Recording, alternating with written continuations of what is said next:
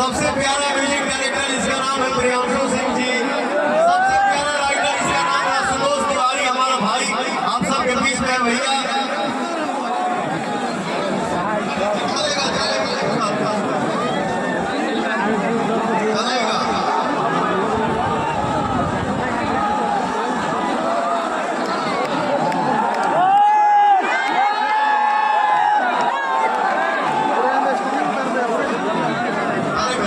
भाई आप सबके बीच में है, मैं यही कहूंगा कि भाई कड़कती धूप में, भाई तपती धूप में हो भैया, आप हमारे लिए समय निकाल के इस मैदान में खड़ा हो गए भैया। और जिस तरीके से हम आशीर्वाद दे रहे हैं, मेरा दिल बोल रहा है कि आप सबका भाई, आप सबका बेटा जिंदाबाद।